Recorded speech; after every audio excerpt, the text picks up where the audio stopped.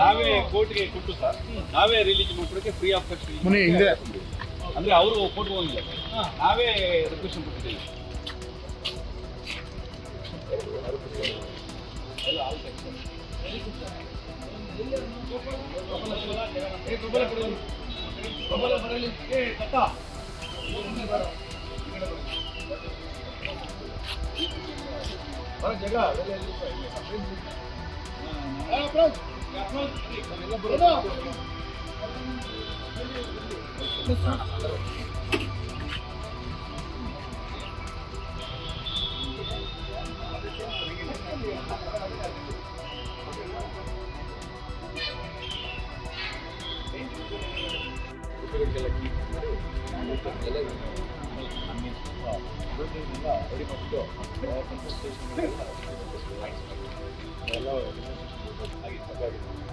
Sir ಹಿಂಗೆ ಮುಂದೆ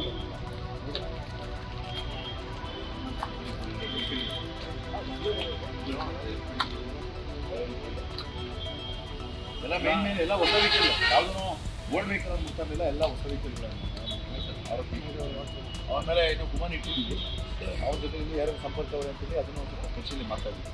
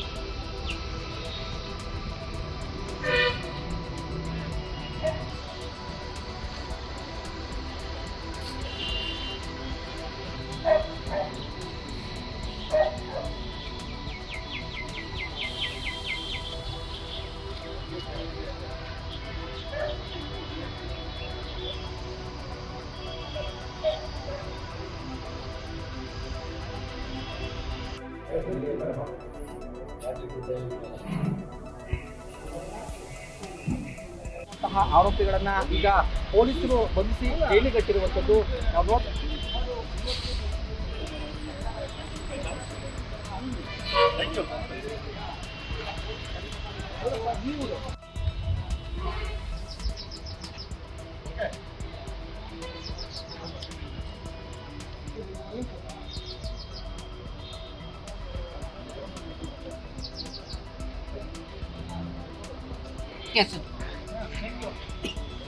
ಹೊಸಕೋಟೆ ಉಪವಿಭಾಗದಲ್ಲಿ ಇತ್ತೀಚೆಗೆ 3 ಮಹತ್ವದ ಪ್ರಕರಣಗಳನ್ನ ಭೇದಿಸಿ ಆರೋಪಿಗಳನ್ನು ಮತ್ತು ಆ ಅಪರಾಧ ಕೃತ್ಯದಲ್ಲಿ ಏನು ಥೆಫ್ಟ್ ಆಗಿತ್ತೋ ಆ ವಸ್ತುಗಳನ್ನ ವಶಪಡಿಸಿಕೊಳ್ಳುವಲ್ಲಿ ಬಹಳ ಯಶಸ್ವಿ ಕಾರ್ಯಾಚರಣೆಯನ್ನ ಹೊಸಕೋಟೆ ಉಪವಿಭಾಗದಲ್ಲಿ ನಡೆದಿದೆ.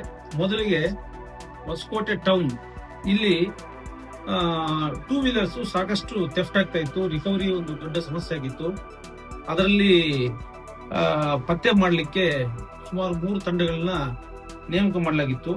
ಅದರಲ್ಲಿ ವಿಶೇಷವಾಗಿ ನಮ್ಮ ಗೋಪಾಲಕೃಷ್ಣ ಅಂತ ಒಬ್ರು ಸ್ಟಾಫ್ ಮುತುವರ್ಜಿ ವಹಿಸಿ ಒಬ್ಬರನ್ನ ಸಂಶಯಾಸ್ಪದವಾಗಿ ಪತ್ತೆ ಮಾಡ್ತಾನೆ. ಆತನ ಆಳವಾಗಿ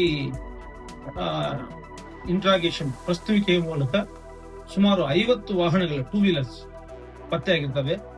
ಅದರಲ್ಲಿ ಹೊಸಕೋಟೆ, ಮಾಲೂರು, ಕೋಲಾರು, ಬಂಗಾರಪೇಟೆ ವ್ಯಾಪ್ತಿಯಲ್ಲಿ ಕಳ್ಳತನ ಮಾಡಿರ್ತಕ್ಕಂಥ ಒಂದು ವಾಹನಗಳಾಗುತ್ತದೆ. ಇದರಲ್ಲಿ ಮುಖ್ಯವಾಗಿ ನರಸಿಂಹಮೂರ್ತಿ ಅಂತ ಹೇಳ್ಬಿಟ್ಟು ಇತ್ತು ಮೊದಲು FCIಯಲ್ಲಿ ಕೆಲಸ ಮಾಡ್ತಾ ಇರ್ತಾನೆ. ಆತನು ತನ್ನ ಲ್ಯಾವಿಶ್ ಲೈಫ್ಗೋಸ್ಕರ ಫಸ್ಟ್ ಕಳ್ತನ ಮಾಡಿರ್ತಾನೆ. ಕಳ್ತನ ಮಾಡಿ ತದನಂತರ ಈ 2 ವೀಲರ್ ಪ್ರೊಫೆಷನಲ್ ಕ್ರಿಮಿನಲ್ ಆಗ್ಬಿಡ್ತಾನೆ. ಸುಮಾರು 50 ವಾಹನಗಳನ್ನ ಆತನಿಂದ ವಶಪಡಿಸಿಕೊಳ್ಳಲಾಗ್ತದೆ. ಆತ ಈ ರೀತಿ ಏನು ಅಪರಾಧ ಮಾಡ್ತಾನೋ, ಕಳ್ತನ ಮಾಡ್ತಾನೋ ಅದನ್ನ ಆತನ ಸ್ನೇಹಿತ ಒಬ್ಬ ಪ್ರಸಾದ್ ಅನ್ನೋರ ಮುಖಾಂತರ ಜನರಿಗೆ ಮಾರಾಟ ಮಾಡ್ತಾ ಇದ್ದಾರೆ. ಆ ಮೂಲಕ ಈಗ ನಾವು ಆತ ಕೊಟ್ಟ ಮಾಹಿತಿ ಮೇರೆಗೆ ಟೋಟಲ್ 50 ವೆಹಿಕಲ್ಸ್ ನಾವು ರಿಕವರಿ ಮಾಡಿದೀವಿ. ಅದರಲ್ಲಿ ಯಾವ್ಯಾವ ಠಾಣೆಯಲ್ಲಿ ಕಳ್ತನ ಆಗಿದೆಯೋ ಆ ಠಾಣೆಗಳಿಗೆಲ್ಲ ವರ್ಗಾವಣೆ ಮಾಡ್ತಕ್ಕಂಥದ್ದು ಈಗ ಕೆಲಸ ಸುಲಭವಾಗಿದೆ.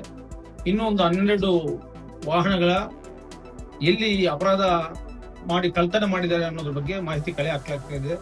ಇದಕ್ಕೆ ವಿಶೇಷವಾಗಿ ನಮ್ಮ ಹೊಸಕೋಟೆ ಇನ್ಸ್ಪೆಕ್ಟರ್ ಗೋವಿಂದ್ ಮತ್ತು ತಂಡದವ್ರನ್ನ ನಾನು ಅಭಿನಂದಿಸ್ತೀನಿ.